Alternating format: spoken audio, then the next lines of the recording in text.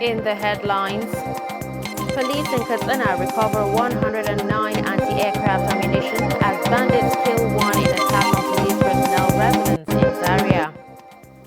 94 abductees regain freedom in Shinkafi and Zafi local government areas in Zamfara. Plateau kidnapped bride regains freedom.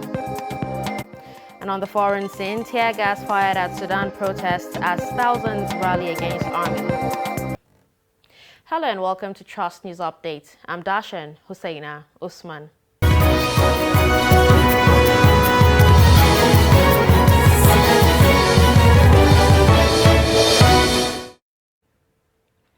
Now the news in detail. Katsina Police Command has recovered 109 anti-aircraft ammunition and arrested 999 suspects in various operations across the state in 2021. Spokesperson for the command, SP Gambo Isa, disclosed this in an interview with News Agency of Nigeria on Tuesday in Katsina. He listed some of the arms to include 4 GPMG, 44 AK-47 rifles, 1 LAR rifle, 1 G3 rifle, 20 locally made guns, and 689 rounds of 7.62 millimeter ammunition. 1,243 domestic animals, including 867 cows, 352 sheep, 24 goats, and 1 donkey are also recovered. The 246 suspects are arrested for rape and unnatural offenses, while 63 victims are rescued in 4 reported cases of human trafficking and transferred to the NAPTIP office in Kano State. Police in Zamfara State have confirmed the release of 97 persons abducted by bandits in Shinkafi and Zafi local government areas of the state. Commissioner of Police in the state, Ayuba Elkanah, while briefing journalists on Tuesday at the command headquarters in Gusau, said those freed include 7 pregnant women, 19 babies, and 16 minors. Given a breakdown of the number of the returnees, he explained that 68 people are released in Shinkafi, while 29 others regained freedom in Zafi. Elkanah revealed that on Monday, police tactical operatives deployed in Zafi axis, acting on intelligence reports, and stormed Kunching Kalgo Forest in Zafi local government area, where they rescued 29 kidnapped victims. According to him, the victims are abducted for over 60 days from 3 villages, namely Adarawa, Ghana, and Bayawuri in Rigia district of Gusau local government area. 1 person is confirmed dead and another injured after bandits attacked the home of personnel of the Inspector General of Police Special Intelligence Response Team, ASP Aliyu Umar, at Kofar Kona area of Zaria local government area in Kaduna State.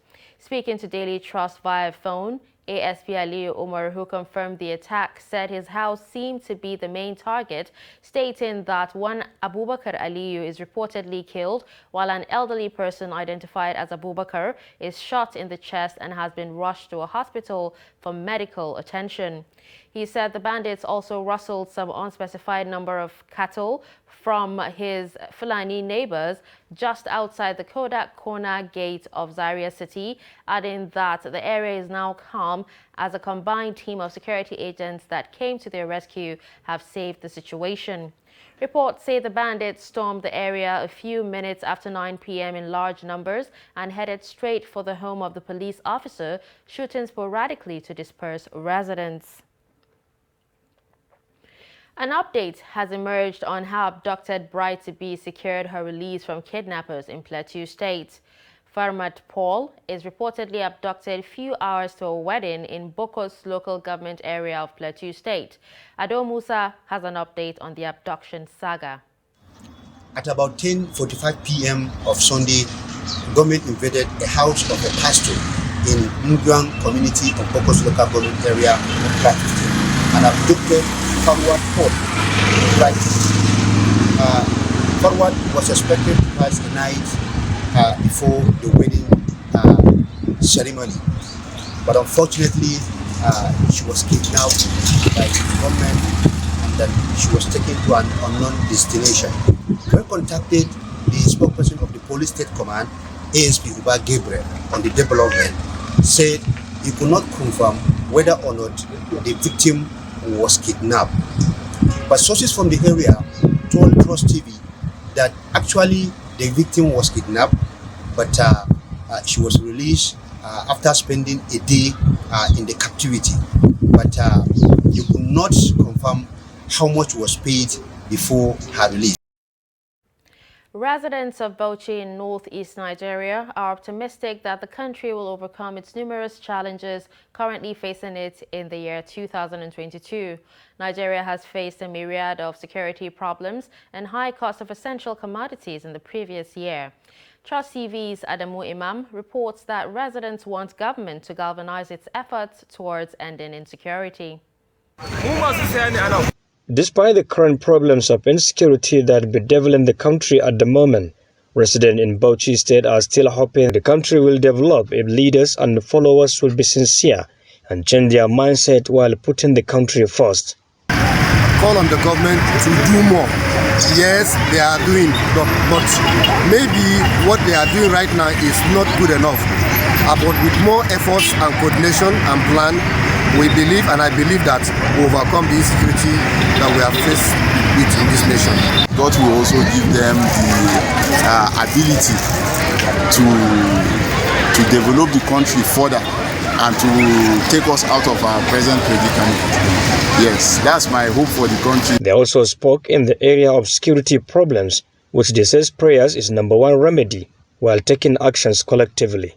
I'm hoping that Nigeria will be great, Nigeria will be secure, that people will travel freely, things will move around, that nobody will be sleeping eyes open because of the fear of attack that will be coming. That people can visit their loved ones whenever they want to because they know that their lives are safe and free. And then everyone will be at peace and Nigeria will move to a greater height. And our prayers are this year will be a better year. They will be more dedicated in securing this country so that we'll be able to go forward, so that our country can be able to be more productive. There should be peaceful environment for people to worship God, for people to dedicate themselves onto the work that they are supposed to do in order to bring to the progress of this country. That is my desire. Meanwhile, security experts says the issue of insecurity is beyond the government alone. Others have a role to play, urging them Nigerians are safe and secured wherever they decided to live in the country. Adam Imam, Trust TV News, Bauchi.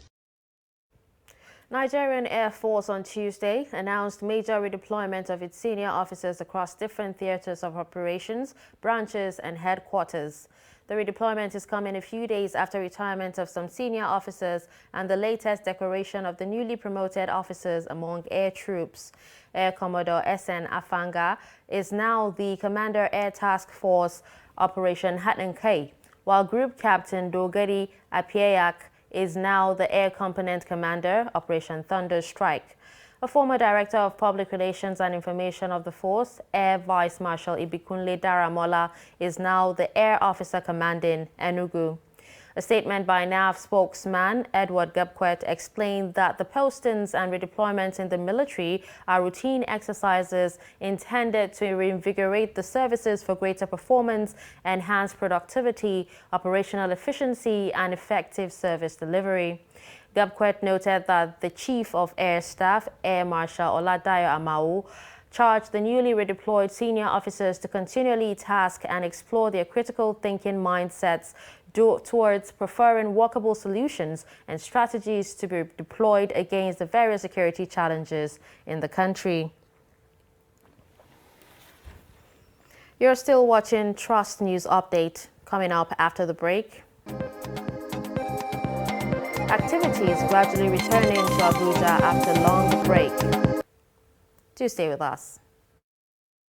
The board and management of Media Trust Limited invites the general public to its annual Daily Trust Dialogue, themed 2023, The Politics, Economy and Insecurity. Date, 20th January 2022. Location, NAF Conference Center and Suites, Abuja. Time, 10 a.m. prompt. Chairman of the occasion, former Head of State General Abdulsalami Abubakar, GCFR. Guest Speaker, Governor of Kaduna State Malam Nasir Ahmed El-Rufai. Guest Speaker, Governor of Ebonyi State Engineer David Umahi. Guest Speaker, former Chairman Federal Inland Revenue Service Mrs. Ifueko Omoigui Okauru. Moderator, Executive Director, Daria Media Nigeria Limited, Kadariya Ahmed. The event will be transmitted live on Trust TV, and all participants must observe COVID-19 protocols and wear their face masks.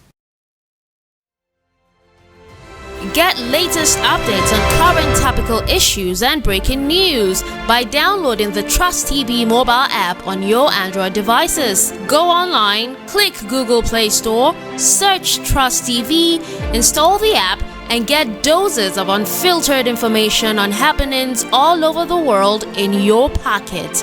Trust TV, documenting the Nigerian story.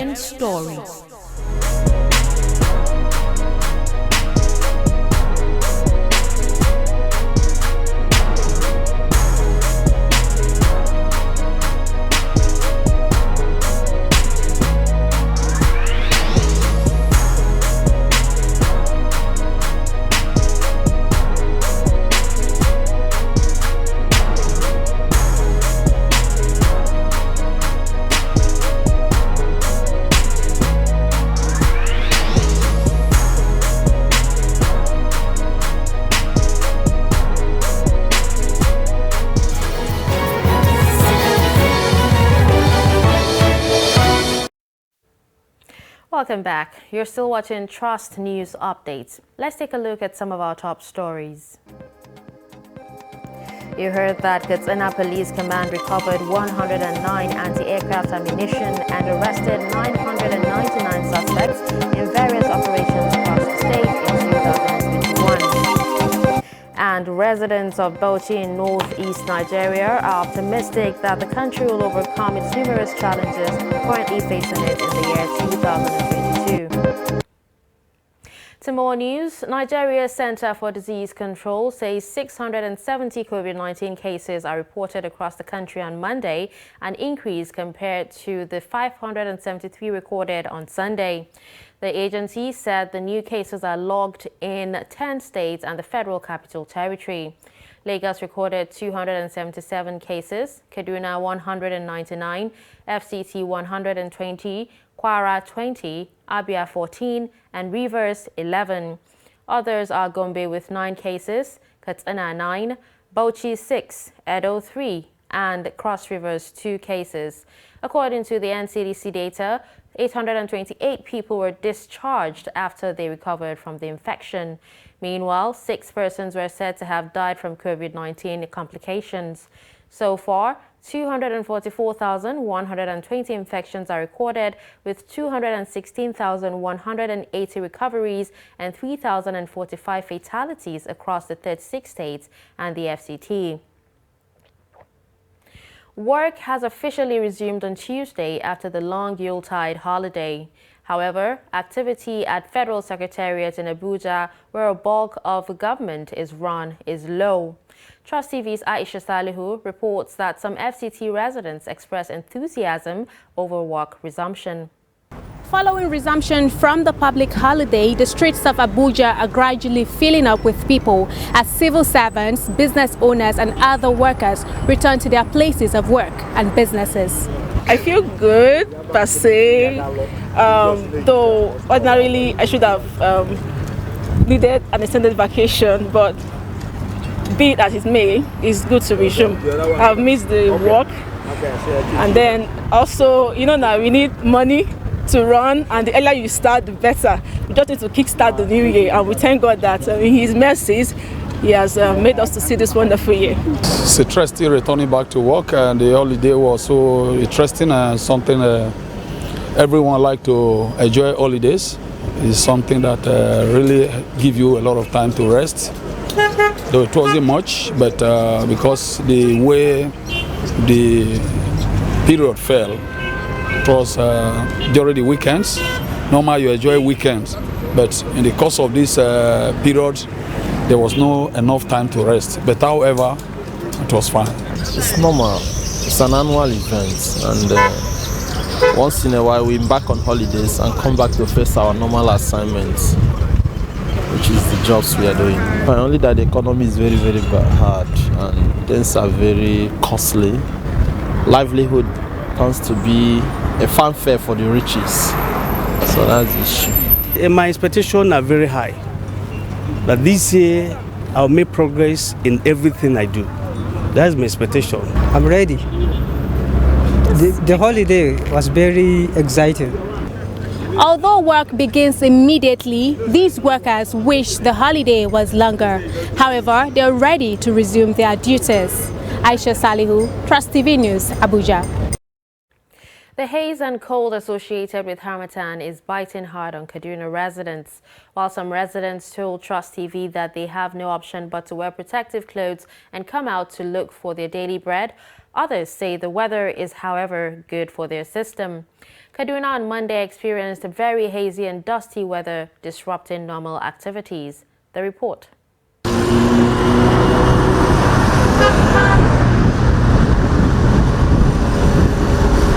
The hazy and cold Harmattan weather is usually at its peak in December in Kaduna. This year, the weather comes with a biting cold in January. The residents defy the biting of the cold to go for basic necessities. They narrate the experience. I just say the cold is here, and we only prevent ourselves to see that some of this sickness that comes with cold. Let's say we'll put on our face masks, wear our sweaters, if possible with our socks and hand gloves, so at least we'll be secured from pneumonia nor any cold sickness. The atmosphere for now is cloudy, it's dusty. These are kind of weather that causes, as I told you in the earlier, like we have the challenge of this virus presently now. So the atmosphere is something that can like make it come to one. So we should try and prevent ourselves by number one by using our face masks. The weather is too high, it's cold. And those people that have terminal illness such as asthma, the weather will not be very favorable for them. They have to be very cautious. Then since we are used to wearing the white masks now, we should continue using the face masks, no nose masks. I mean. It's actually very cold this morning and dusty. The dust causes catarrh and cough. You find so many people having that problem because of the dust. Some residents, however, said they're comfortable with the weather despite its severe biting cold. Me, I like this weather because it's cool for me. But you know, say there's different people that maybe another people they are feeling the cold, but me, I'm okay. As you see me, you know, say I'm very okay with this weather. I'm enjoying it. The cold? Yes. And the reason why I say so, you can see me probably moving around since morning, so it's good for my body, and I think of everybody. President Muhammadu Buhari has appointed Chairman of the Presidential Economic Advisory Council, Doyin Salami, as the Chief Economic Advisor to the President. Presidential spokesman Femi Adesina announced this in a statement issued on Tuesday. He said the Chief Economic Advisor to the President is expected to address all issues on the domestic economy and present views on them to the President. He added that the advisor is also expected to closely monitor national and international developments, trends, and develop appropriate policy responses, develop and recommend to the President's national economic policies to foster macroeconomic stability, promote growth, create jobs, and eradicate poverty, among others. Bayo University Kano Alumni Group of Class 91 have resolved to form a committee that will assist in tackling Nigeria's security and developmental challenges. During a meeting held at the University Convocation Hall, the group argued that addressing the nation's challenges should be a collective responsibility of all. Trust TV's Idris Jibrin was there and now reports. A special handshake to renew a friendship that was interrupted some 30 years back following their graduation from the university. Among other things, These people are here to deliberate on how they can contribute towards the development of the university, family of their deceased classmates, and the nation in general. Let us create opportunities of helping one another, particularly the families of our deceased colleagues. In Bayo University, Kano, for instance, under my stewardship as the chairperson of ASU, we have developed a framework of helping the families of deceased colleagues. We have what we call Provident Trust Fund. The fund is responsible for funding the entire education of deceased colleagues from nursery up to university level. At the moment, we have some of the children of deceased colleagues that have already graduated, and we have over 120 orphans. Give us the opportunity to be classmates and friends for a lifetime. I came here 33 to 34 years ago, full of vigor and enthusiasm. Mindful of the Nigeria's developmental challenges, the group agreed to commence a campaign that will help in tackling the nation's food crisis, promote unity among Nigerians, and a solution to the nation's insecurity. I believe that we have the capacity as a graduate of Bayo University, 1991 said, we have the capacity to come with something different, to see how we can assist Nigeria. And I believe that forming committees, these three committees, the one I recommended, it will go in a long way, first of all, to unite the country. Agriculture committee, as I said, to help the economy of the country. We have to know how to encourage ourselves, to feed ourselves.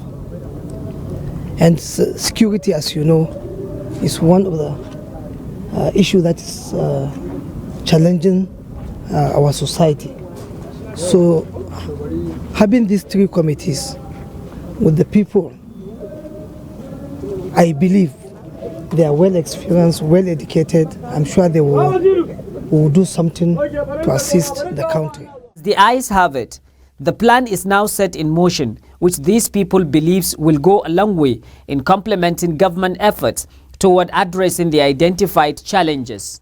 Given the fact that Nigeria is experiencing myriads of security challenges, I think it's good that we should come together and see how best we can give our, assistance in any way possible to enhance the security of this nation. But beyond that, we are also advocating on the diversification of the economy, looking at agriculture also. And apart from agriculture, we are also looking at, you have noticed of recent, there are kind of divisive tendencies among the components of Nigerian society. So we see how best we can enhance national unity. As they mark their 30th anniversary, it is therefore hope that the group's profound thought and strategic thinking that evoke hope of a brighter future will be translated into reality throughout the year 2022. Idris Jibrin, Trust TV News, Kano. In business, Area 2 Command of the Nigeria Customs Service in Onne Port says it generated 188 billion naira from January to December 2021 in revenues compared to the 69 billion naira it generated in 2020. In a statement, the Customs Area Controller of the Command, Comptroller Awal Mohammed, commended the officers for their efforts in revenue collection, enforcement, and trade facilitation. Mohammed warned that the command in 2022 will deal with those who perpetuate crimes such as smuggling, adding that their cargo will be seized and they face the risk of arrest for prosecution in accordance with the Customs and Excise Management Act. According to him, 34 seizures worth a total duty of 11 billion naira were made in 2021, and prominent among the seizures was 1,387 cartons of tramadol. On the foreign scene, Sudanese security forces fired tear gas at anti-coup protesters in Khartoum, chanting slogans against the military days after the resignation of the country's civilian premier, witnesses said. Protesters on Tuesday shouted no to military rule and called for the disbandment of Sudan's ruling council headed by General Abdel Fattah al-Burhan, who led an October 25th coup that derailed a transition to civilian rule. Tens of thousands of people have continued taking to the streets despite heavy security crackdown that has killed at least 57 protesters and wounded hundreds since the coup. UN Secretary General Antonio Guterres is calling for meaningful dialogue between all Sudanese parties to reach an inclusive, peaceful and lasting solution. And in sports, Naomi Osaka had a winning comeback after 4 months with victory in the first round of the Melbourne Somerset event. Australian Open defending champion took an indefinite break from tennis after a third-round defeat at September's US Open. She beat France's Alice Cornet 6-4, 3-6, 6-3, where she had 57 unforced errors, including 8 double faults to set up a meeting with Belgium's Mariana Zanevska. And with that, we wrap up Trust News Update. Don't forget to follow us across all our social media platforms. I'm Dashan Husseina Usman. Thanks for watching.